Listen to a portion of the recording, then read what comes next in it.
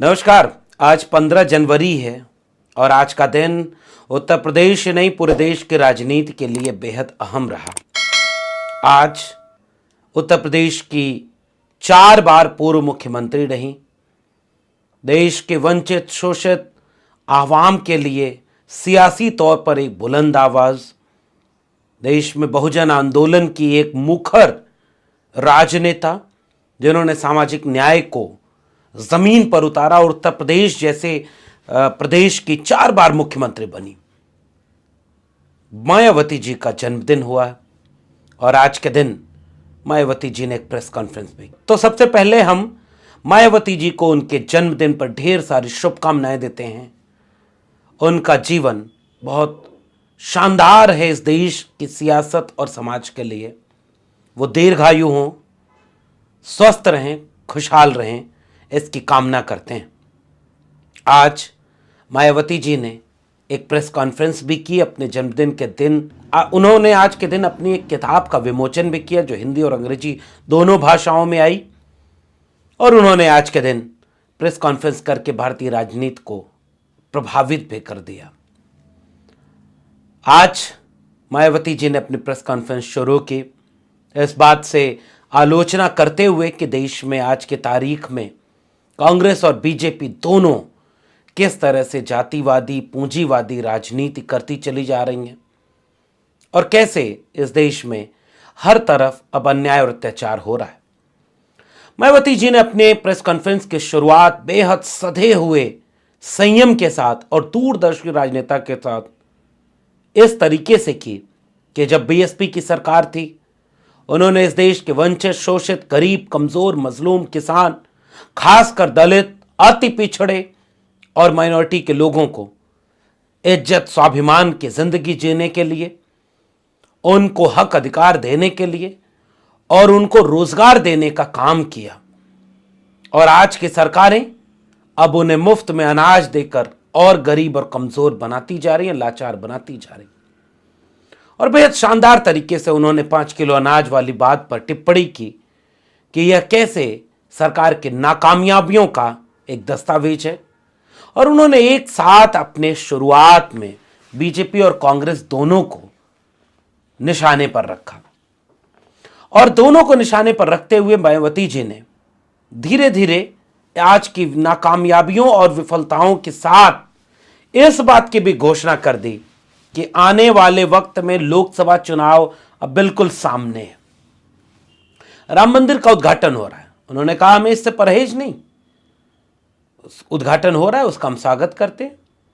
मस्जिद बनेगी तो उसका भी हम स्वागत करेंगे, क्योंकि बसपा एक ऐसी पार्टी है जो सभी धर्मों का सम्मान करती है। जब उनसे पत्रकारों ने पूछा कि क्या आप राम मंदिर के उद्घाटन में 22 जनवरी को आपको बुलाया गया है, तो उन्होंने कहा हाँ बुलाया गया है। तो पूछा गया कि क्या आप जाएंगी, तो उन्होंने कहा कि अभी हमने इस पर निर्णय नहीं लिया है। बीच में फिर वो बोलते बोलते बोली कि चूंकि पार्टी की व्यस्तता है, काम है, अगर कोई उस दिन व्यस्तता नहीं रही तो जाएंगे, नहीं जाएंगे, अभी इस पर निर्णय नहीं लिया गया। मायावती जी इसको लेकर के आगे आई। अब उन्होंने सबसे महत्वपूर्ण बात कही जिसकी वजह से पूरे देश की सियासत पर अब ठीक ठाक असर होगा और आने वाले वक्त में इसका असर देश के आम चुनाव पर भी पड़ेगा। और वह निर्णय बसपा प्रमुख आदरणीय मायावती जी का यह है कि उनकी पार्टी बहुजन समाज पार्टी 2024 के आम चुनाव यानी लोकसभा चुनाव को अकेले लड़ने जा रही है, अकेले चुनाव लड़ेंगे। और इस निर्णय की घोषणा किया आज अपने जन्मदिन के दिन मायावती जी ने प्रेस कॉन्फ्रेंस करके। अब इससे पूरी राजनीति कैसे बदलेगी, क्योंकि अब तक ये कयास लगाए जा रहे थे, कांग्रेस पार्टी, इंडिया गठबंधन के लोग बहुजन समाज पार्टी को गठबंधन में शामिल कराने की कोशिश में लगे हुए हैं। कुछ कुछ संकेत भी ऐसे मिल रहे थे जिससे यह उम्मीद बन रही थी कि हो सकता है चुनाव के करीब आते आते या कुछ दिन बाद बहुजन समाज पार्टी इंडिया गठबंधन का हिस्सा हो जाए, क्योंकि इस बात से सब वाकिफ हैं कि अगर गठबंधन नहीं होता है और बसपा अकेले चुनाव लड़ती है तो तो वो जो संविधान को मानने वाले लोगों का वोट है, जो बीजेपी के खिलाफ पड़ने वाला वोट है, वही बटेगा। वही वोट विभाजित होगा जो भाजपा के खिलाफ वाला वोट है। यानी अगर बसपा, कांग्रेस, सपा, आरएलडी सब मिलकर लड़ें तो एक अच्छी लड़ाई का संकेत मिलता। इस वाली मंशा के साथ तमाम तरह से यह कयासबाजी चल रही थी कि हो सकता है बसपा को गठबंधन में शामिल कराया जाए, इसकी कोशिश हो रही है, रास्ते निकल आएंगे। हो सकता है कुछ दिन में बसपा प्रमुख ये घोषणा भी कर दें, लेकिन जैसे ही उन्होंने ये घोषणा की कि हम अकेले चुनाव लड़ेंगे, ये एक सामान्य बात नहीं रही। अब होगा क्या? उन्होंने क्यों ये निर्णय लिया? उन्होंने इसलिए ये निर्णय लिया, ये बात उन्होंने अपने प्रेस कॉन्फ्रेंस में कही भी।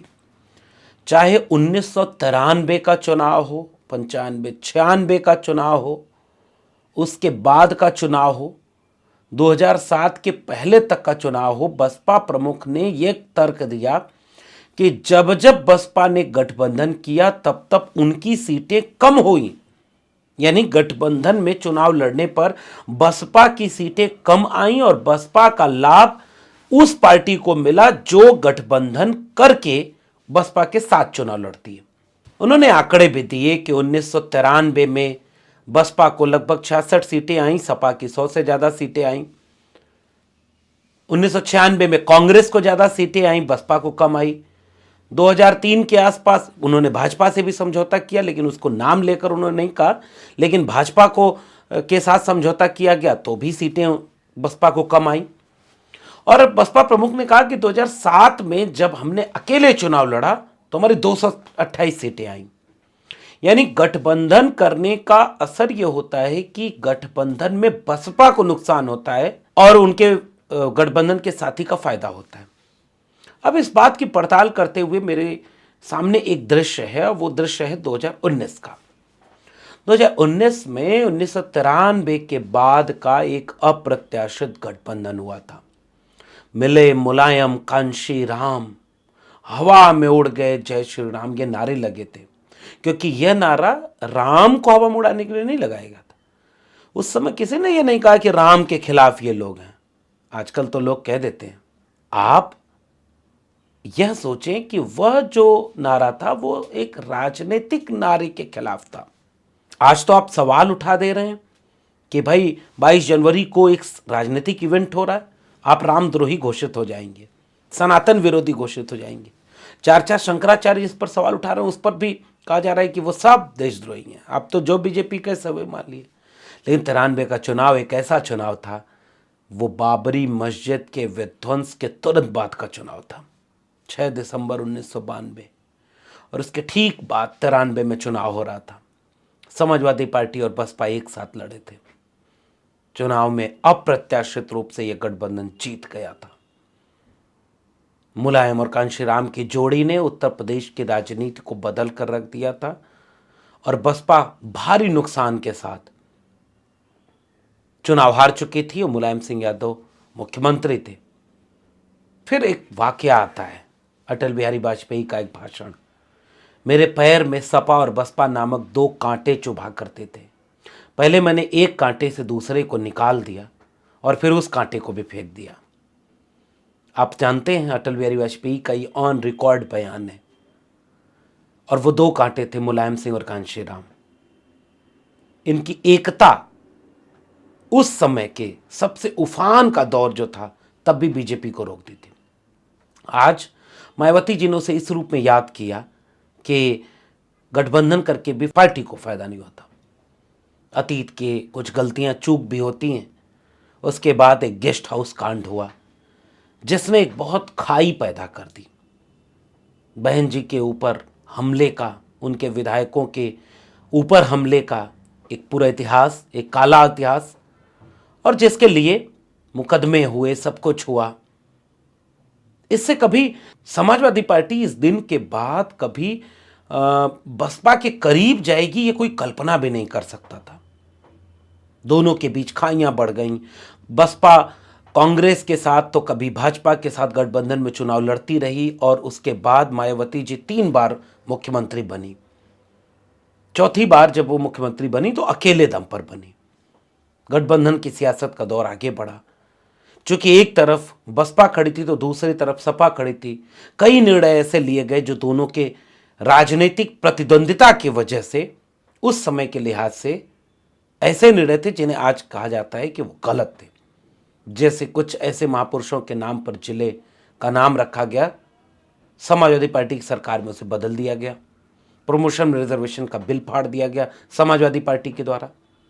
बाद के दिनों में आप गौर करेंगे कि 19 के चुनाव और 22 के चुनाव के आसपास एक फिर से बदलाव देखने को मिला।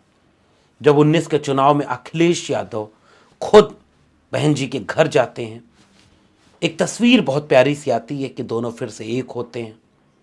बहन जी चुनाव प्रचार करने खुद मुलायम सिंह नेताजी के रहने पर उनके क्षेत्र में चुनाव प्रचार करने जाती हैं।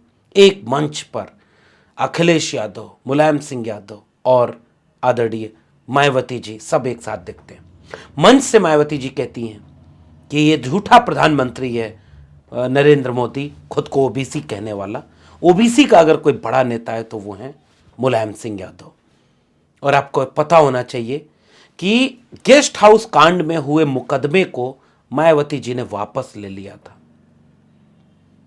जब गठबंधन हुआ तो एक उम्मीद का गठबंधन था, लोग एकजुट हो गए थे।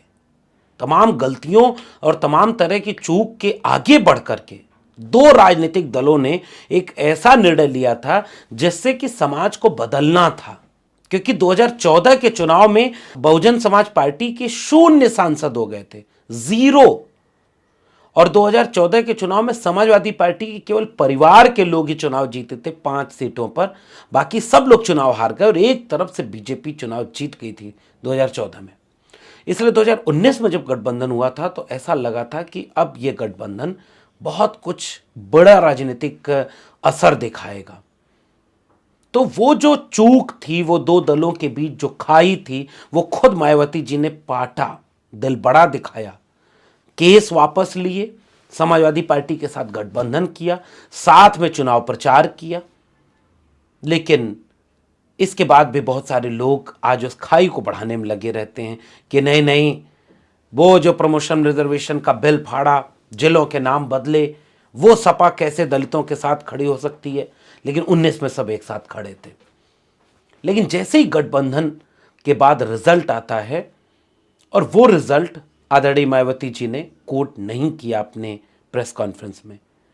0 पर रहने वाली बहुजन समाज पार्टी 2019 के लोकसभा चुनाव में 10 सांसद जिता देती है और 5 सीटों पर 2014 में रहने वाली सपा को 5 ही सीटें 2019 में मिलती हैं।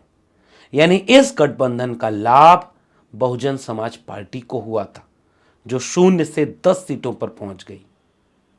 इस गठबंधन में सबसे प्रमुखता से, वरीयता से ऊंचे बैठ करके जो संचालन गठबंधन का था वो आदरणीय बहन जी के हाथ में था और इसका लाभ उन्हें मिला था। जनता के बीच, हमने उस समय के लोगों के बीच देखा था, जो एक दूरी ओबीसी और एससी समुदाय के बीच रही वो कम होती नजर आई। लोग आपस में एकजुट हो रहे थे। लोग कह रहे थे कि नहीं, ये स्वाभाविक गठबंधन है, इन सबको साथ रहना चाहिए। कहीं समाज में कोई अपराध हो, कोई चीज हो, तो उसके साथ लोग एक अपराध के साथ ये नहीं कहते थे कि ये पूरी की पूरी जाति दलित विरोधी है, ये कि पूरा का पूरा ओबीसी दलित विरोधी है। ऐसा नहीं होता था। उसको सब क्रिटिसाइज करते थे और ये कहते थे कि नहीं, समाज को एक साथ आना चाहिए।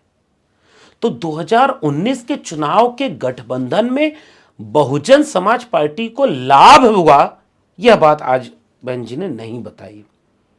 2022 के चुनाव में फिर से बसपा अकेले लड़ी थी। बसपा किसी से गठबंधन नहीं की थी और बसपा एक सीट पर रह गई।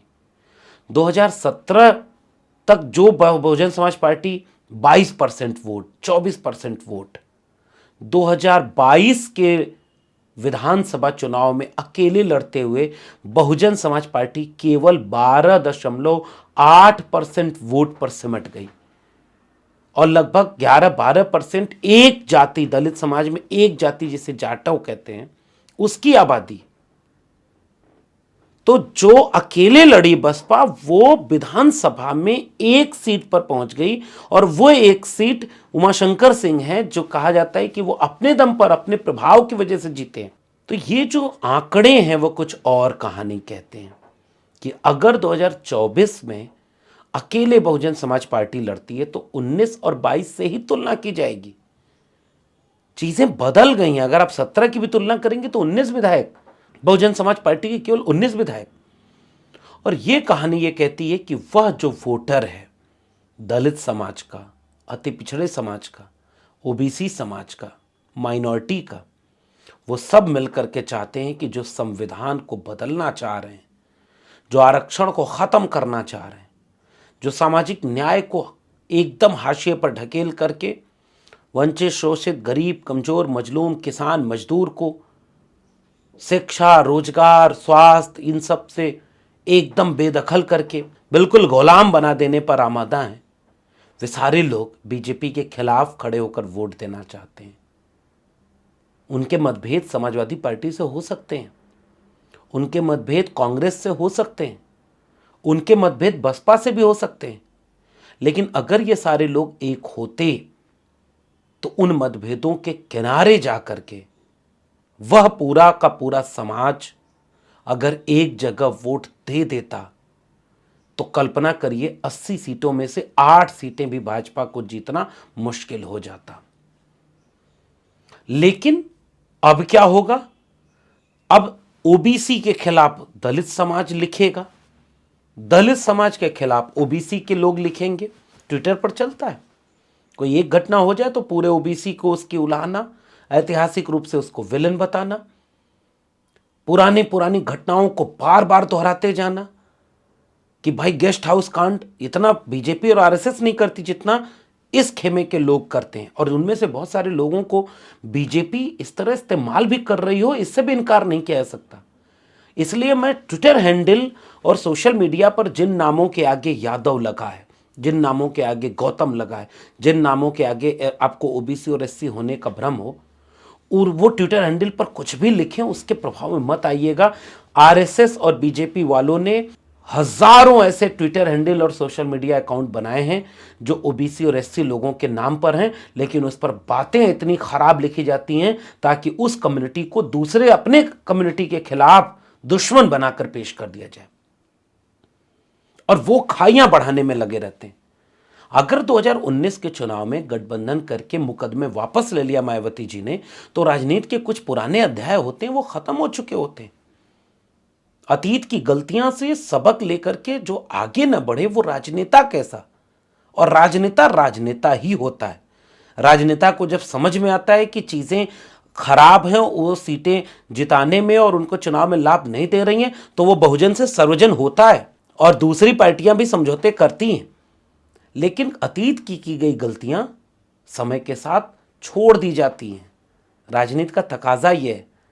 बीजेपी ओम प्रकाश राजभर जैसे नेता को भी अपने गले लगाने को तैयार है जिसने उनको गालियां दी हों, और हम जो सपा और बसपा के लोग हैं वो खाई इतनी बढ़ती जा रही कि वो अतीत की गलतियां गिनाकर, इससे बीजेपी का नुकसान होगा या इन्हीं दोनों समाज का नुकसान होगा? कल्पना करें, विचार करें। और मायावती जी को भी इस बात का विचार करना चाहिए कि आंकड़े उनके पक्ष में गवाही नहीं दे रहे हैं। अगर ये चुनाव बहुजन समाज पार्टी अकेले लड़ती है, अगर 2024 के चुनाव में इंडिया अलायंस में यूपी में अगर बसपा अकेले चुनाव लड़ती है, तो इसका लाभ किसे मिलेगा? यह आप भी कमेंट में बताएं।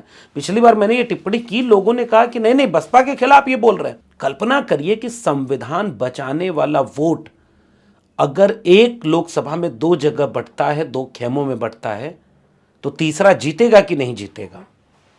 अब इसमें आप गलती किसी की भी मान लें, फायदा तो किसी एक का ही हो रहा है, उसे आप भी जानते हैं। अगर सब अलग होकर लड़े तो इसका फायदा एक ही को होने वाला है। आप भी बताइए ना अगर मैं गलत कह रहा हूं तो। और इसलिए वक्त के तकाजे के साथ ऐसा होना नहीं चाहिए था जो हो गया। अभी भी वक्त है, सियासत में कुछ भी अंतिम नहीं होता है। मायावती जी ने जब आज ये घोषणा कर दी है कि वो अकेले चुनाव लड़ेंगी, तो हो सकता है कि वो आखिरी वक्त तक इसी निर्णय पर टिकी रहें और बसपा अकेले ही चुनाव लड़े। फिर उत्तर प्रदेश में एक ही पार्टी को इसका फायदा होगा, ऐसा मेरा मानना है। आपका क्या मानना है आप कमेंट बॉक्स में नीचे बताइएगा। और राजनीति में दूसरे रास्ते भी खुले होते हैं समय के साथ, क्योंकि पिछला बयान मायावती जी का ये था कि गठबंधन के लोगों को किसी और दल के ऊपर टीका टिप्पणी करने से बचना चाहिए। कब वक्त बदल जाए और कब किसको किसकी जरूरत पड़ जाए तो मुश्किल होगी। मुझे उम्मीद है कि समाजवादी पार्टी, कांग्रेस के लोग संयम बरतेंगे और बहन जी के खिलाफ कुछ भी नहीं कहेंगे। हालांकि अखिलेश जी ने जब ये बात कही कि हम मायावती जी एक बड़ी नेता हैं, उनके खिलाफ कुछ भी नहीं कहना है, आज मायावती जी ने थोड़ा तल्ख होकर के, इतनी तल्खी ठीक नहीं राजनीति में, गिरगिट की तरह रंग बदलने तक को कह दिया। मुझे लग रहा है ये ऐसे वाक्य, और वो भी इतने बड़े कद के नेता के वाक्य, जैसे रामगोपाल यादव ने ठीक उसी शैली में अगर कह दिया, अरे भाई छोड़ो मायावती जी के बारे में क्या बात करते हो, जैसे कमलनाथ कहते अरे भाई छोड़ो अखिलेश वखिलेश। इन बयानों का बहुत बुरा असर पड़ता है। कमलनाथ से जाकर पूछिएगा, रामगोपाल यादव को भी संयम बरतना चाहिए, जो संयम अखिलेश यादव ने बरता। अपने पूरी पार्टी के सामने कहा कि मायावती जी की बड़ी नेता है, उन पर कोई टिप्पणी नहीं करेंगे। लेकिन मायावती जी का ये कहना कि गिरगिट की तरह रंग बदल लिया, ये थोड़ा तीखी टिप्पणी है, जो न होती तो ज़्यादा बेहतर होता। अभी भी ये उम्मीद है कि कुछ सियासत में रंग बदलेंगे। कब कौन सी चीज़ किस दिशा में बदले कहना मुश्किल होता है, लेकिन अगर ऐसी ही परिस्थिति बनी रही जो आज के प्रेस कॉन्फ्रेंस के बाद बसपा प्रमुख की तरफ से कही गई बात है, अगर यही बात बनी रही तो मेरा मानना है कि 2024 का चुनाव फिर अपने अंतिम मुकाम तक जा चुका है। इधर अगर ये अलग रहीं और उधर थोड़ी सी रही सही कसर नीतीश कुमार की नाराजगी किसी मुकाम तक चली गई और यूपी बिहार हाथ से गया, तो फिर क्या क्या हाथ से गया इसकी कल्पना करना मुश्किल है। फिर शायद इतना ही अवकाश रहेगा कि उन बर्बादियों के सेहरे दलित समाज ओबीसी पर बांधेगा, ओबीसी दलितों पर बांधेगा, सपा कांग्रेस मिलकर बसपा पर बांधेंगी, बसपा मिलकर कांग्रेस पर बांधेगी। लेकिन उन बर्बादियों के सेहरे जिनकी जिंदगियों में जाएंगे, मुझे लग रहा है कि वो उन्हें तबाह कर देंगे। आपका क्या मानना है नीचे कमेंट बॉक्स में बताइएगा। फिर मिलेंगे किसी और विश्लेषण के साथ, तब तक के लिए बहुत बहुत धन्यवाद।